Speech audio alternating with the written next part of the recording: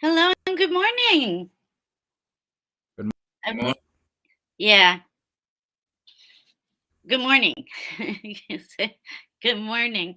Um, Welcome, Dr. Rosensweet. It's really good to see you. And welcome to all of the audience who'll be coming up. We always appreciate that. And I have the questions ready. Seems like I haven't seen you in forever. I'm very happy to see you today. Mhm. Puts me in a good mood. So we have questions, and I'm going to go ahead and just get started. Like bing, bang, boom. You ready for me? Okay. So, number one comes in asking, can estrogen dominance cause breast cancer or an imbalance of too much estrogen? Well, so my best answer for something is serious or causes. The causes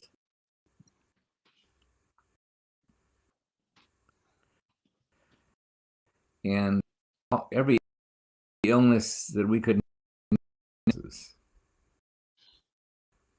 genetic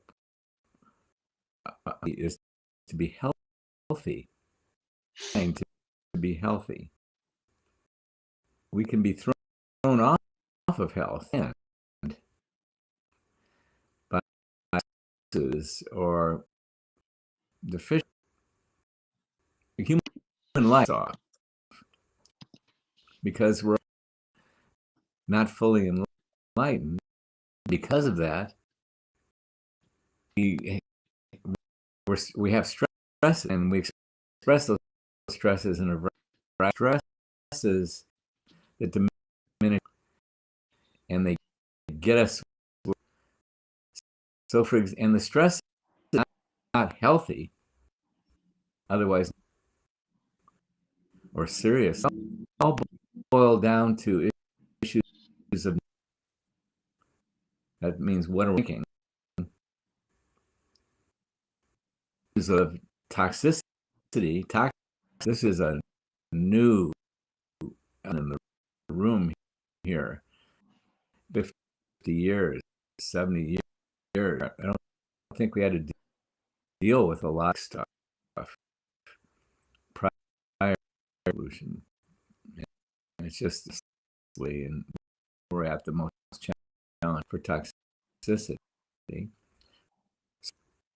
Toxicity, not enough physical activity, excessive. One of the most for everyone is response to stress. But if we are not real with how we deal with it, biology called the fight or flight,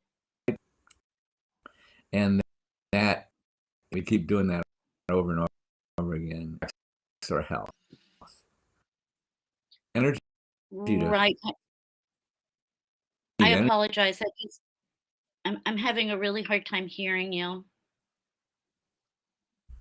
Isn't that special?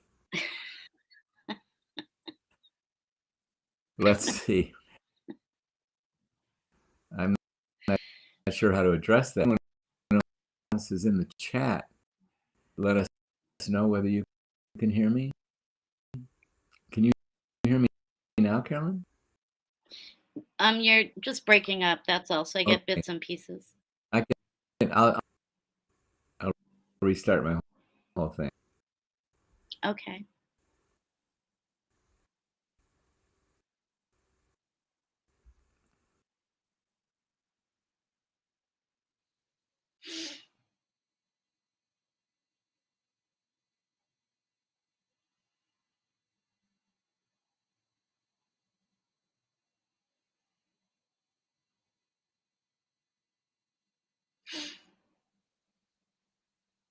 Oh, hi. Good morning. I'm glad that you're on the schedule. Dr. R is rebooting because I was having a little bit of a hard time hearing all of his words, which I always feel all of his words are very important. And so he should be back up in a second. And I appreciate the patience. Usually it's me you can't hear, but today it's him that we can't hear. So thank you very, very much. I'm hoping everybody is well. And here we all are without Dr. Rosensweet. So I can talk to you. We do have good questions, that I must say. That I must say. Let me see if I go ahead and reboot and if that helps. Hang on.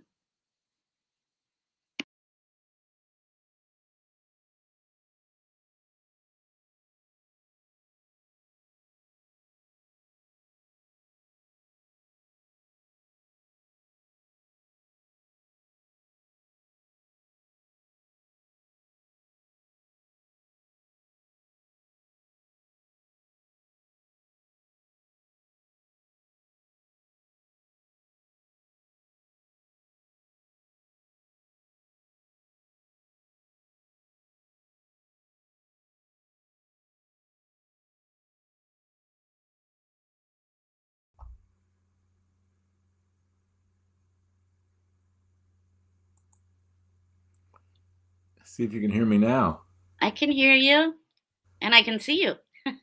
Good. Yeah, So I'll start answering that question again. And the thank you. question was, why don't you read the question again? Can estrogen dominance cause breast cancer or an imbalance of estrogen, as in too much? The answer is no. Next. No, kidding. Next question. And cancer is a very serious illness, and it can be cured too. It can be healed too. Yes. And at the same time, anytime there's anything that is not health, not vitality, not healthy, but in health is our genetic possibility, our propensity. That's what we're designed to do, is be healthy. If we're Yeah, not healthy and we're moving towards illness, there are reasons always how we get ill.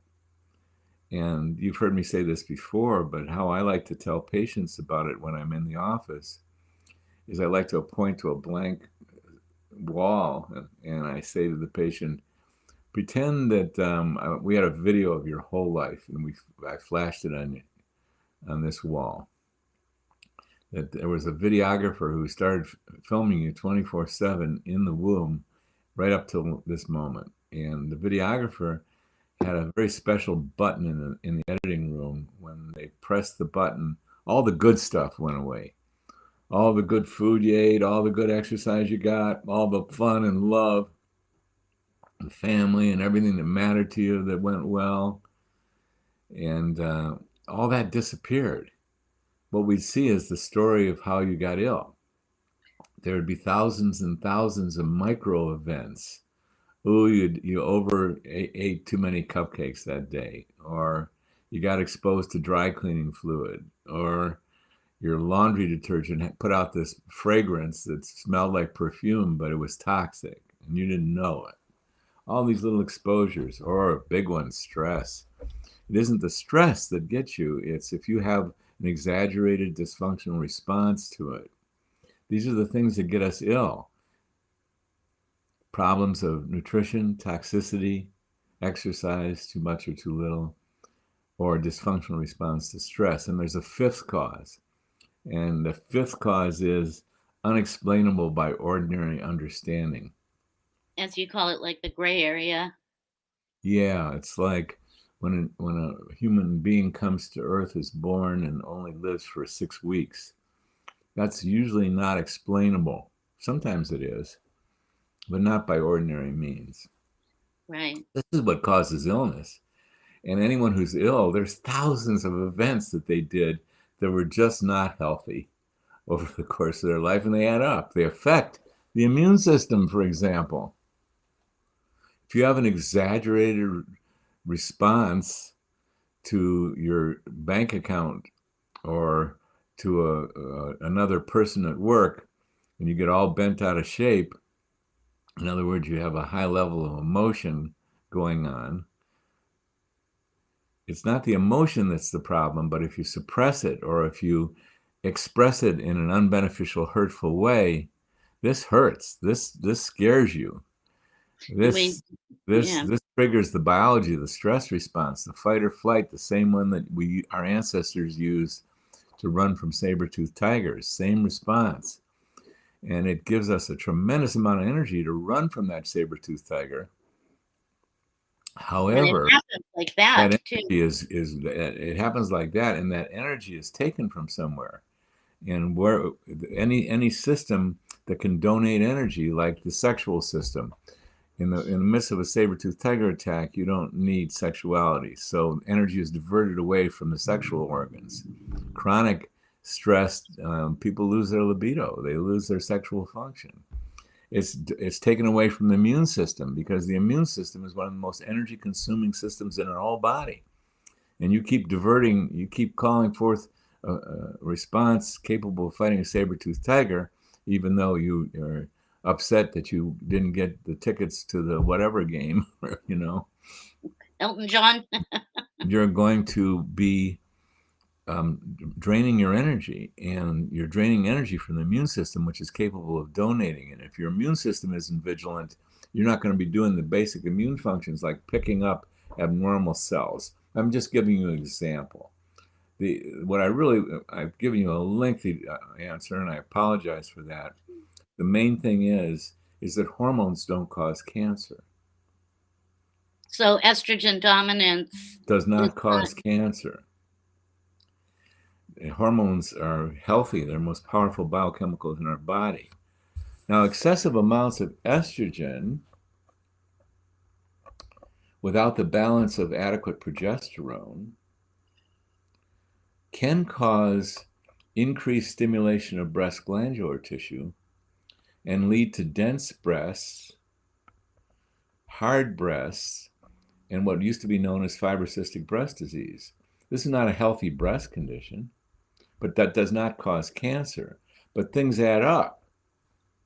So when we see a woman with breast pain, for example, chronic breast pain, she's got inflammation in those breasts. That's an unhealthy environment. So although I made a very intense statement like hormones don't cause cancer, excessive hormones can ultimately lead to an unhealthy breast. But you've got to put a lot of other stuff together to get something like cancer. It isn't, fibrocystic disease is not cancer. It's just an unhealthy environment. To produce cancer, we've got to think on every level of being. When cancer arises, the human being on some level, might sound a little obscure, is wondering whether they want to be on Earth or not. Isn't that a funny way to put it? I'm not trying to be coy about it, but the causes of illness and dying and transitioning out of this Earth life, they're profound. They're not simple things. No. If the Los Angeles Dodgers don't win the World Series this year, Carolyn, you're not going to have a big health event going on. You might be disappointed for 5 minutes, but it isn't going to be. But you get something serious in there in your life, and these are challenging for us. So long answer, excessive estrogen can lead to unhealthy breasts, and it doesn't even do so in all women, but it's not the cause of cancer. And even when a woman has cancer, we know from the science is that women who have cancer and get that cancer properly treated, they have less risk of recurrence if they're treated with hormones, including estrogen, than if they're not.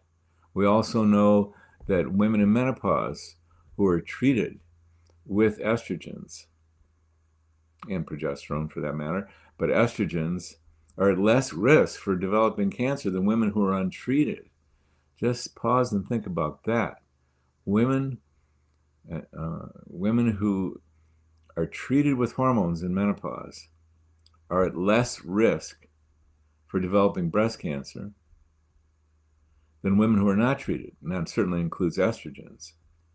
In fact, women who are treated with estrogens, at least at the minimal, have a 0.79 relative risk of developing breast cancer. That's less than 1. That means they're at less risk. And this is by one of the largest studies that have ever been done. It had many faults to it. So it's a complex topic. But how does one get estrogen dominance, and what does one do about it? Right. Let's look at that. I mean, ideally, a young woman would put out the proper amount of estrogen, and estrogen is stimulatory, which is very important, at least during the first half of your cycle. It even stimulates breast glandular tissue to proliferate in preparation for possible breastfeeding every cycle. Holy moly. And if you don't get pregnant, everything deproliferates. All those extra cells disappear. Every cycle, estrogen stimulates. And that stimulation is properly balanced by the appropriate amount of progesterone. So what's the problem? Well, for one thing, some young women, a lot of young women, have an excessive amount of estrogen. Their ovaries are producing, quote, the right amount of estrogen, but they're asking the ovaries to produce some extra estrogen for fueling the fight or flight thing, the stress response. You know, almost anyone who's got any biological knowledge understands that the fight or flight response is superpowered by the adrenal glands producing two powerful hormones, adrenaline and cortisol. Powerful hormones. But what a lot of people do not realize that those are not the only two hormones recruited for the stress response. That estrogen is recruited. It's a good energizer. And testosterone is recruited. It's a good energizer. And women who are chronically calling forth for more estrogen, please, I got to fuel my stress response, they get all kinds of hormonal imbalances, including an excessive amount of estrogen. And they're sending it not down the female pathway. So some of these Olympic athletes who are on these heavy, excessive training programs, they're not menstruating anymore. They're sending that estrogen down the stress pathway. That's how profound this is. And not down the female pathway because of their excessive demands and stress of their training programs. So excessive estrogen can be called forth by not having superpowers to deal well with the stress in your life. So it's no big deal, or it's not a huge deal, or it doesn't trigger the run from the saber-toothed tiger fight or flight response. It just doesn't do that, because if you do trigger it, you're going to get some extra estrogen.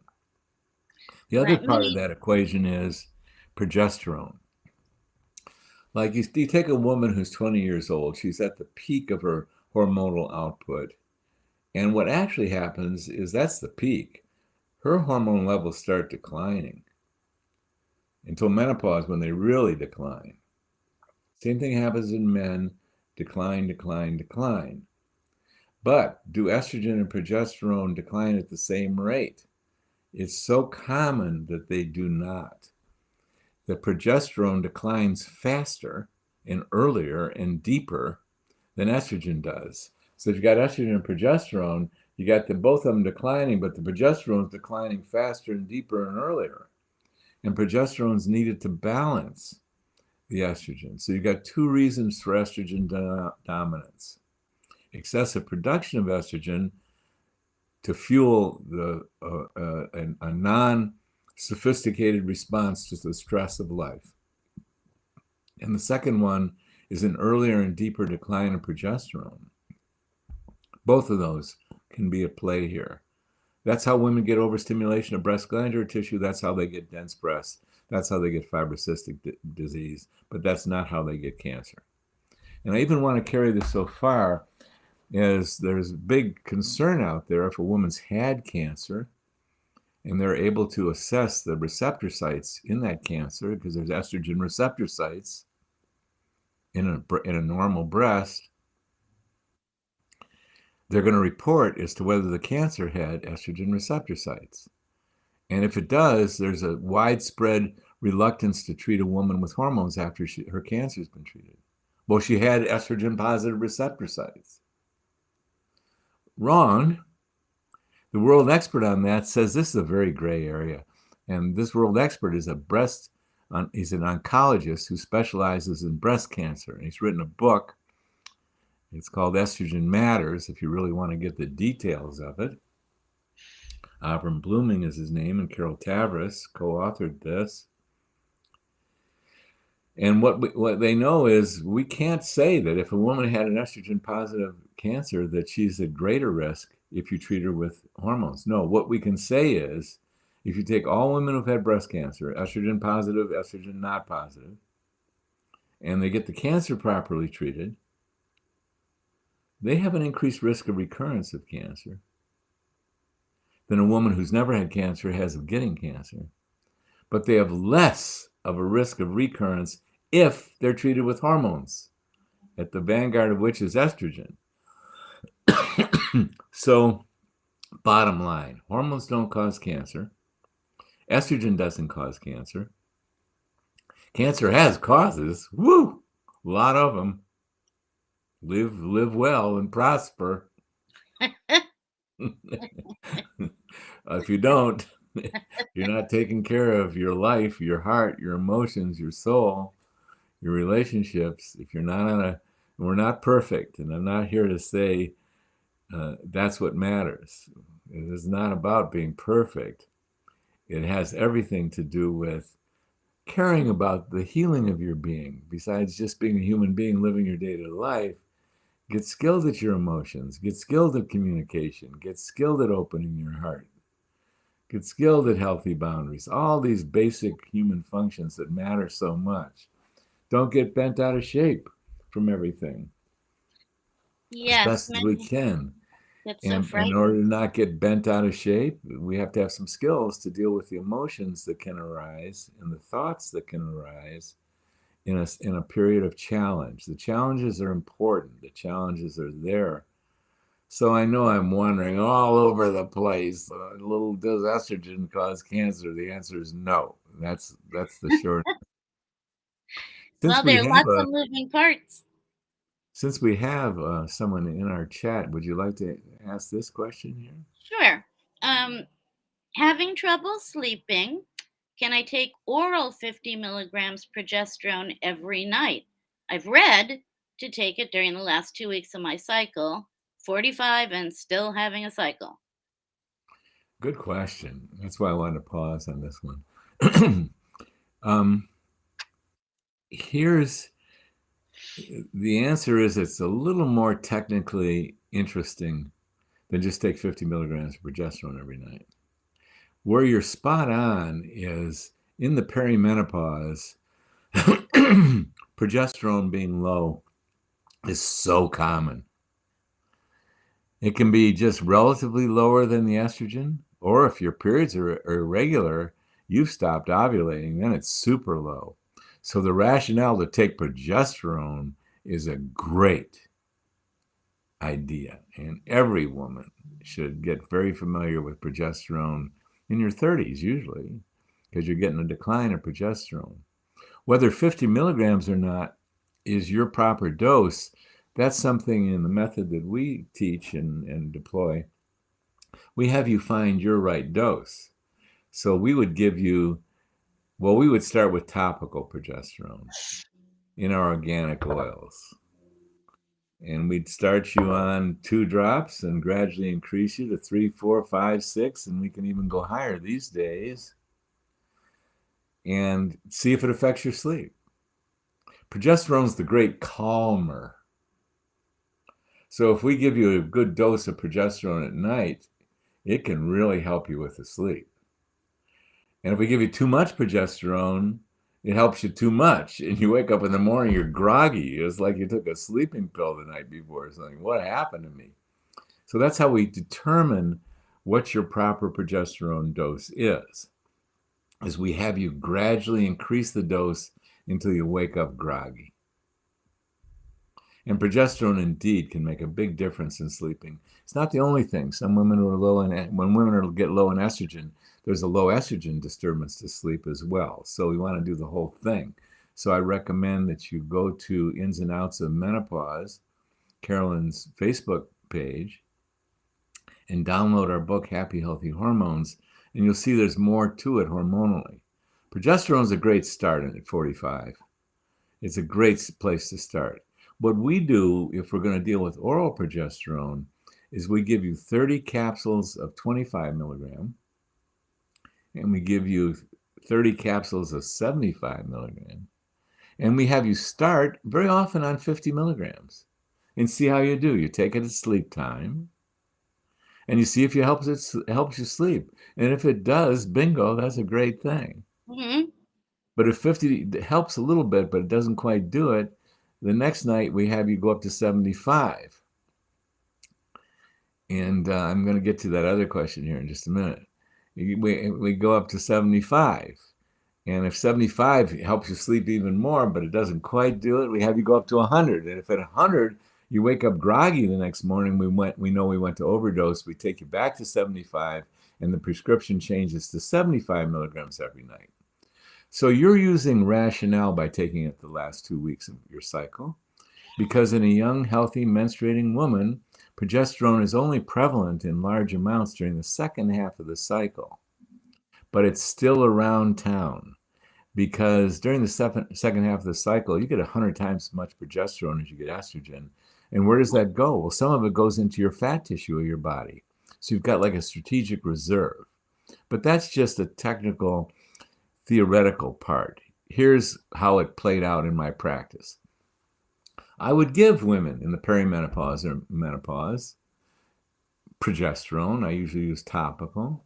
And I would say, do it like nature does it. Take it during the last 2 weeks of your cycle. And I did that to many, many women. And they would come back for their follow-up exam, and they would say, that progesterone is really helping me sleep. And I take it and I love it. It really helps me. Is there any reason, and I sleep really well during the last 2 weeks of my cycle, but I don't when I'm not taking it. Is there any reason why I couldn't take it earlier than the last 2 weeks? And what did I know? I knew it wasn't copying nature exactly, but I said, well, why don't you try it? And woman after woman after woman said to me, well, I already have, and it's great. I like to start it on day 7. And then other women say, I like to take it every single day. I figured it out. That's how it works for me. And menopause and the perimenopause is different than young and cycling. So we would like everything to copy nature exactly during menopause, but it doesn't work. So the cycling experiment I've done royally, including with estrogen, and it's not necessary. In fact, what women prefer is to take steady doses every day. So that's how it plays out in actual practice. Now, if you only want to take it 2 weeks of the cycle, and those are the only 2 weeks you're having trouble sleeping, all the more power to you. But if you're having trouble sleeping other times of the cycle, take it during the whole cycle. Your body in the perimenopause is no longer acting like nature's original design. And we think what really happens when we give it every day, it builds up the reservoir, because the progesterone you take is not the only progesterone in your body. Because these hormones are fat soluble, they distribute to your whole body. You got the strategic reserve in the fatty tissue of your body. So whatever the actual technical explanation is, women taught me that many of them prefer to take progesterone, even the perimenopause, all throughout, all the time. And it really helps them. And progesterone is so safe. Oh my God. It's so beneficial and so safe that I have no concern. If it helps you, it's going to be good for you. The whole cycle. You're no longer going to be doing what you did so beautifully and regularly as a young menstruating woman, and we illustrate that in different pictures in the book. It ain't that way anymore. Right. So you got to figure yourself out to get it customized to your body, individualized to your body. And women after women taught me, once you stop ovulating and things get irregular, it isn't just about taking progesterone during the last 2 weeks, because they went ahead and did it. Those So a lot sneaky of women, women. in that next question, you might be the same person. It is good to take it during the first 2 weeks of the cycle, but here's the thing: you individualize it for yourself. Hmm. For sure during the last 2 weeks, and be liberal if you need to take it during the first 2 weeks as well. Wow. Well, thank you very much for that, for sure. And it's very always a good answer, Dr. Rosensweet, which leads me into I'm going to kind of switch a little here because this questioner says, is it possible to get some information about pregnenolone? Do we benefit from taking it? And is it something that can be taken along with the other bioidentical hormones for years and years? Thank you. Yeah, all these steroid hormones are in the same family, so to speak, and our bodies produce them when we're young. And pregnenolone happens to be a biologically active hormone, and it's early on in the biochemical factory of producing estrogen and progesterone. In fact, cholesterol, which we very much need, is converted in our own bodies to hormones. And the very first active biochemical that is converted to is pregnenolone. And then pregnenolone is taken and it's converted ultimately into estrogen, testosterone, progesterone. So some people say, well, just take pregnenolone. And I say, just eat butter and take cholesterol. No, you wouldn't just take cholesterol to try and replenish your Take a hormones, butter. because you don't know how your body's going to handle it and if it's going to do what you want it to. Right. So, and the same with pregnenolone. We never give pregnenolone in hopes that it's going to be transformed into the proper amount of testosterone, estradiol, estriol, etc. We don't give pregnenolone to do that. We give the end hormone. We give testosterone, bias, that's estradiol plus estriol, and progesterone and DHEA as well. And that way we can get it dialed in precise, and the woman has control over that it goes into the proper things that she needs for her body, and we test her eventually to make sure it went into the proper levels for her body. Now, having said that, pregnenolone has advantages all on its own. Like there was studies done in World War II. They gave pregnenolone to airplane pilots, fighter pilots, and to factory workers, and they both performed better. They thought clearer. They had more energy. So when I really think of administering pregnenolone, I don't think of the pregnenolone becoming the source of the ovarian hormones, testosterone, estrogen, etc. But I do use it for its own good.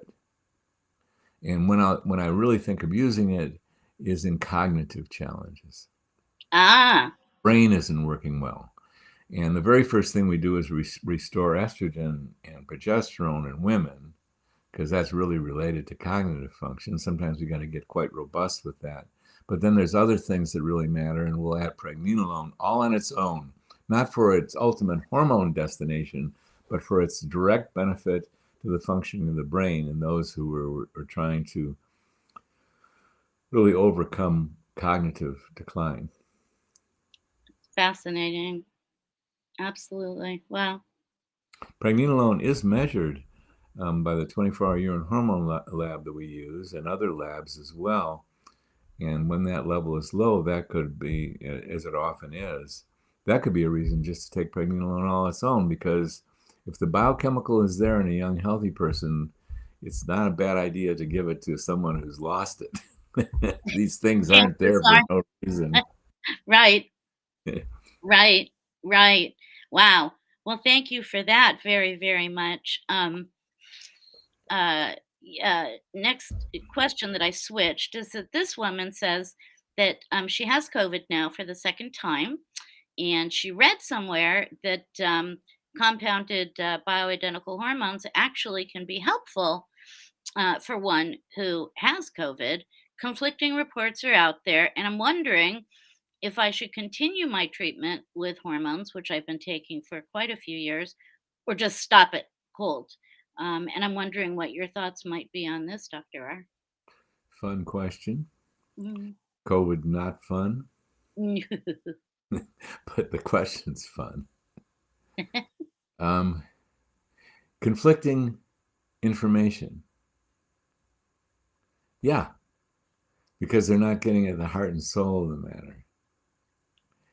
And the and here's what I see as important. When you're dealing with COVID, those who have vigorous, robust, vital health in general and predominantly do a lot better with COVID. And I've observed it in friends and patients of mine. Who has the short course without feeling very much? Most often it's the one who's got some real vigorous health. Who has the trouble? Well, we know for sure people who have health compromise, like diabetes and hypertension and immune disorders and all kinds of things. Oh, they're far more vulnerable. Lung issues. Oh my God. They're far more vulnerable to a rough ride with COVID because they don't have the internal power to take COVID and chew it up and spit it out. We're well designed to handle viruses. That's what COVID is. But in order to have it, we've got to have a vigorous immune system to do really well with it and to get rid of it. If we have compromised immune system, which are epidemic because of health declines, it's the people with the general health declines that are having a really rough time. And that's why it's much harsher in the elderly. They're much more at risk for big trouble than a young 40-year-old with a lot of vitality. Now, what contributes to that vitality? A lot of things. A lot of moving parts. How about the most powerful biochemicals in our body, like called the hormones? Yeah, hormonal health really matters. We know when someone gets low on thyroid hormone, that's a risk for their immune power. In fact, one of the many, many elements of women who get breast cancer is it's more prevalent in women who have low thyroid, because thyroid is one of the great stimulators of energy production. And when thyroid gets low, energy is low. And energy is the coin of the realm for the immune system. That's what it needs to function. Thyroid gets low, immune function gets low. Oops, any virus in the world you get, flu, anything, you're going to have more trouble with it. And you know what? The other hormones play a role as well.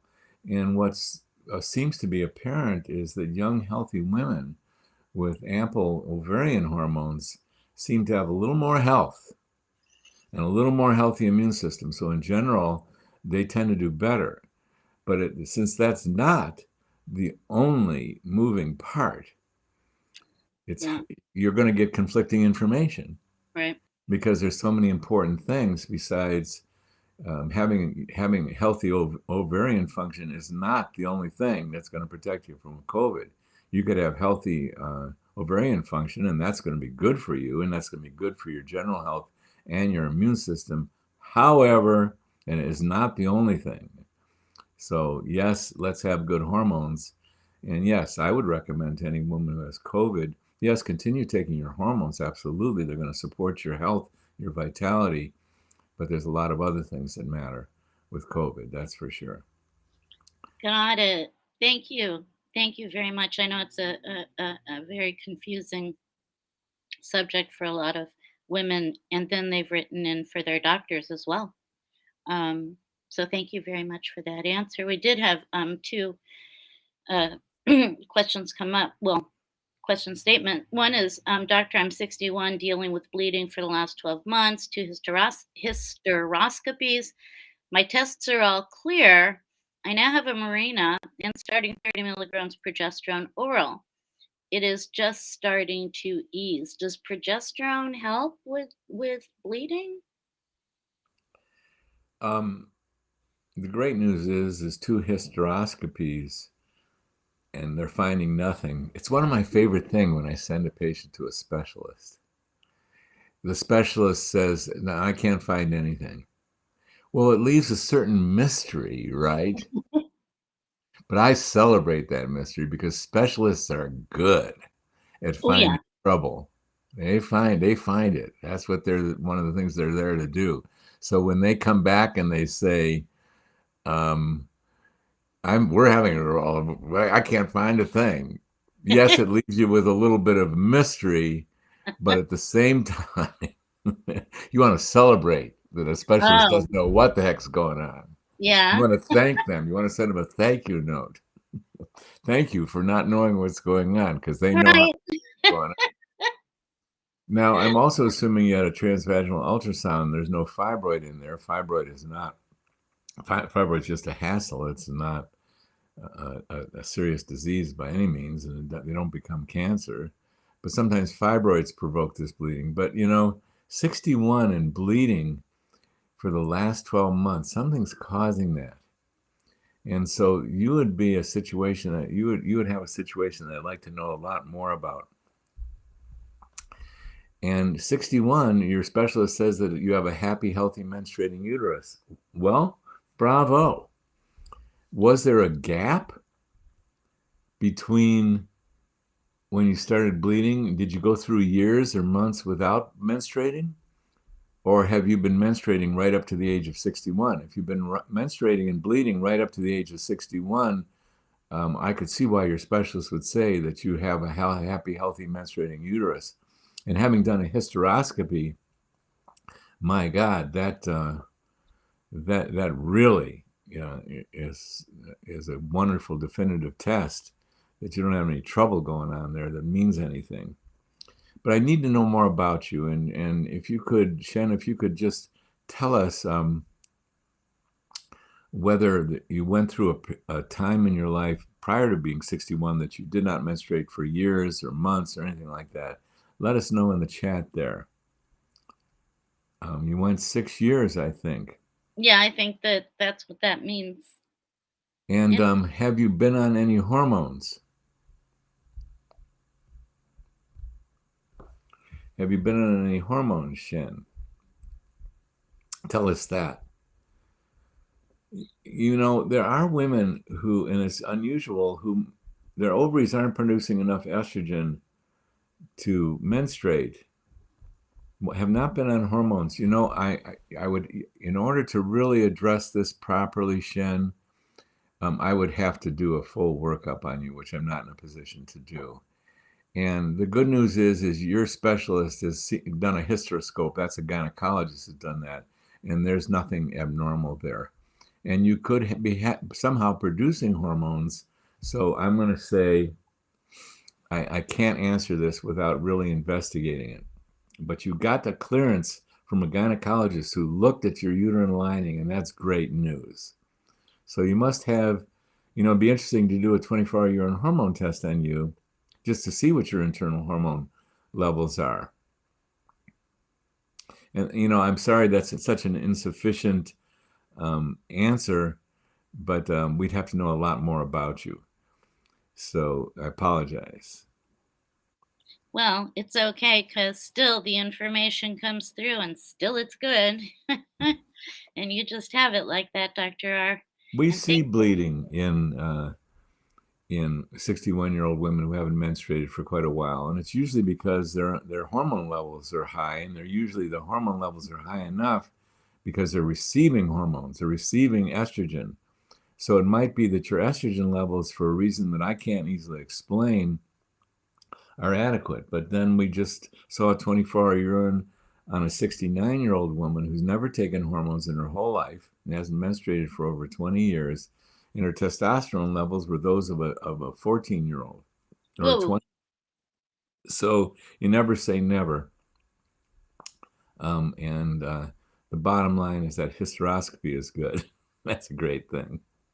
that's a good thing. So That's a should good we thing. answer that other question since there's a lot of questions coming in? There are. Becky? Which do you want to ask it? Because I'm not sure which one Yeah, you're talking. why do most hormone specialists leave out bioidentical DHEA and Ah, Dr. would include it?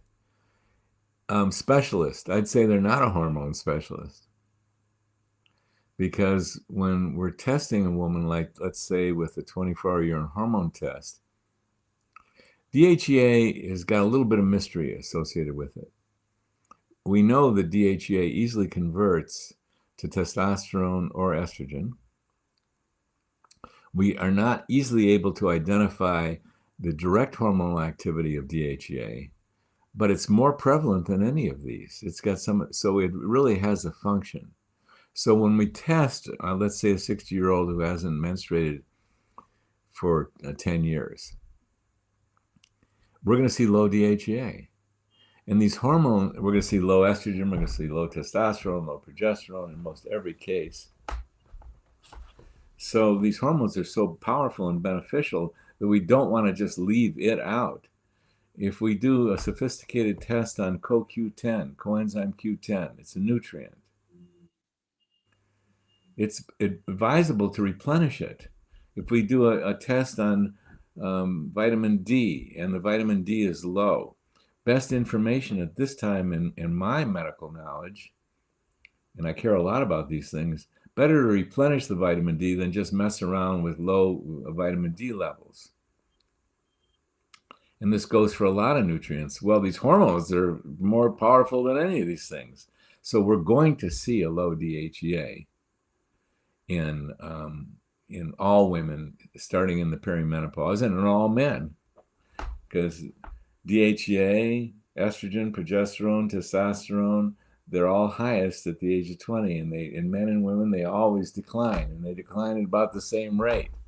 So we could leave out giving DHEA, but that's not my inclination. These hormones are so important for our vitality and robust health that we don't leave any of them out. No one would dream of leaving a low thyroid hormone out. no. So why leave out DHEA?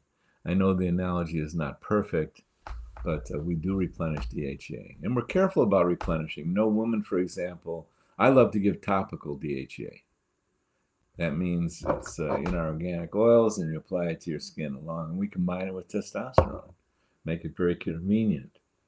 But oral DHEA is safe to take orally. Unlike estrogen, you don't want to take it orally. If you can, but much better to take it topically. And testosterone, you don't want to take testosterone orally. I don't even think you can get it. But DHEA you can take orally, as you can take progesterone orally. But here's something for women: don't take over 15 milligrams. Don't be taking that 25 or 50 that you can get off the shelf. 15 milligrams, you're going to test too high. You don't want to give yourself more than nature gave you. And so don't go above 15 milligrams. A certain number of women, when they take oral progesterone, oral DHEA, they do well on 10 milligrams. We always customize those things. So just don't take over 15 milligrams of DHEA. I don't know why they sell it in 50 milligrams, but that's a story for another day. I'm perimenopausal. I started compound BHRT in my well, anyway, in in May. I'm on 3.75 topical biased and 7.5 topical progesterone. Small doses, I know, but I'm very sensitive. Um, I was in really bad shape uh, before. The only problem is that I have, as we spoke of, these fibrocystic breasts that are now extremely painful. I cannot take any more progesterone than what I am, as it makes me horribly groggy and also very anxious. and I don't want to stop taking estrogen as it's added so much quality to my life. I'm a bit confused as to what to do, and I was wondering if you had any thoughts about these low doses and how they're affecting me. Well, the tip off is, and if I've got this correct, and this is the kind of thing that works so much better if I can actually be conversing with the woman, but I'm going to make an assumption that her breast tenderness has worsened on the hormonal treatment. Well, right away, yes, progesterone can be part of that, not enough. But the thing I think of first, knowing that she's on estrogen, is too much estrogen. Bam, too much estrogen. If she didn't have breast tenderness, she went on estrogen and progesterone, and she got breast tenderness, the likelihood is too much estrogen. Now, 3.75 of bias is not enough information. I got to know how much you're taking every day. 3.75 milligrams per milliliter is the concentration, fair enough, but I also need to know the ratio. Let's even assume that it's 80-20, which is highly likely. But, well, you didn't tell me how much you're taking. And 3.75 is not, N-O-T, a low dose of biased. Not at all. When you're talking about biased in a cream or gel, that's topical, that's how you're taking it, that's the good news. 3.75 can be a decent concentration. It's higher than, I don't use creams and gels anymore. I don't recommend them because they're solvents. But they're next best thing to our organic oils. And when I would, back 20 years ago, when I was prescribing creams and gels, my initial starting dose maximum was 2.75 starting dose. Mm. 2.75, not 3.75. And then, of course, what really matters, what's the ratio of estradiol to estradiol, but I'm going to assume yours is 80-20. And if it's 70-30 or 50-50, 3.75, 50-50, that's very strong. So what I'm hinting at here, but it all depends on how much you're taking every day. But if you're taking a milliliter of that, you're on a high dose. And so the thing you do is you gradually reduce the amount of bias. You could stop the bias entirely and see if the breast tenderness went away. And I would recommend that. Stop it cold. These are not blood pressure medications. If someone's got high blood pressure on a blood pressure medication, you do not want to stop that thing abruptly. No. No way. You want to monitor that very, very carefully and maybe gradually decline the amount. But hormones, it's okay. You can stop them cold. There's going to be no harm. And then you stop that bias, 3.75, however much you're taking, stop it cold and see if the breasts don't improve. Now, the interesting thing is, during your stoppage period, if your breast started improving, somewhere along the line, you could also be getting hot flashes. And you go, what's going on here? This is like Looney Tunes here. But here's what happens. These ovarian hormones, they're fat soluble. They distribute to the fat tissue all over your body. And breasts are a very high percentage of fat. So you could stop your bias and your whole body could drain of estrogen enough that you start getting hot flashes again, but the breasts hadn't completely diminished enough. So you still had breast tenderness, but your whole body was low. So you start getting hot flashes again. So the art form is you stop the bias cold and you wait and see what happens. And if somewhere along the line the breast tenderness diminishes, that's what I would expect. And somewhere further along the line, you start getting hot flashes, you can resume the bias, but you're on too much. You proved it to yourself. You stopped taking the bias and your breasts got better. You just proved that you were on an overdose. And I'd like to return to my original statement. 3.75 is not a light dose. It's a good dose. I have no problem with 3.75. I do want to know what the ratio was. I'm assuming it's 80-20. If it wasn't, that makes it even stronger. It's how much you're taking of it. And I'm saying you're taking too much. That's the probable cause of your breast getting tender. So your breast getting tender is your perfect monitoring device. It's like a thermostat. It's telling you that thermostat needs to be turned down. I don't know, it's not a perfect analogy, but you need to take less, and I bet you that's going to take care of it. Once you We do. get breast tenderness, it's a little bit tricky to actually get this right, but you can, and we do it all the time. It's not a problem. Don't worry about it. It's just figuring it out. We like to, when we're starting a woman on something like 3.75, we like to start her low and gradually increase. And if she gets any hint of breast tenderness, we know we've gone too far, so we back her down on her dosage. So it all depends how much you're taking at 3.75. Thank you. Thank you very much. We have such good questions that are coming up on the chat. I will ask this. I have had my uterus removed in 1986, I'm thinking, but still get mood swings, hot flashes, and zero desire for sex. Is there something safe I could take or do? I am 67. Yes, that's the short answer. And, you know, the ideal thing is to start hormones as early as they start declining. And yet, from our perspective, anytime a woman decides to start taking hormones, it's great. So when did I start treating my own mother and my own mother-in-law? When they were in their late 80s, and to their benefit. You know, there is no ceiling on when to start.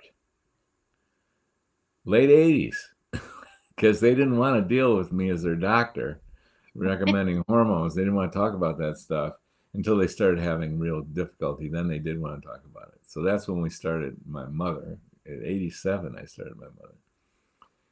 Now, when your body's been without hormones for 20 years, 86, gosh, that's quite a bit longer. There are some certain evaluations that we want to do, and so you want to be in the hands of a specialist. And if you contact Sherry at Sherry, Sheree, at menopausemethod.com, Sheree at menopausemethod.com, we may be able to link you up, depending on where you live, with someone that we've trained, because there's special things to take into consideration. One is the health of your coronary arteries. And it's a whole story about the health of coronary arteries, and we try and evaluate that. And the other one is your coagulation situation. Do you hypercoagulate? We're cautious about that, and we may ask you, depending on your risk factors, to get a stress ultrasound. It's a test of your heart, and just to make sure that the coronary arteries are okay. Now, we didn't even used to do that. Back in the day, we weren't aware of these special exceptions, and I was a very skilled pharmacist, and I were having a conversation, and we thought of all the women that we've treated over the years that we didn't get that stress ultrasound on, and they did great. But best medicine is, because of an unusual thing, is at the age of 67 and no hormones for many years, is 14, that's 36 years or something without them. The best thing we would do is evaluate you and probably get a stress ultrasound to get clearance that your coronary arteries are good. So yes, I started treating my mother when she was 87 and my mother-in-law when she was 86. And those are nice So stories. it's never too late, but we just want to we proceed with more diligence when you've been without hormones for over 10 years or even over 5 years. Depends on your risk factors. So link up with someone who knows, who's really been trained in hormones. They really understand it. They really, they care a lot about it, or they're getting mentored by someone who does know something about it.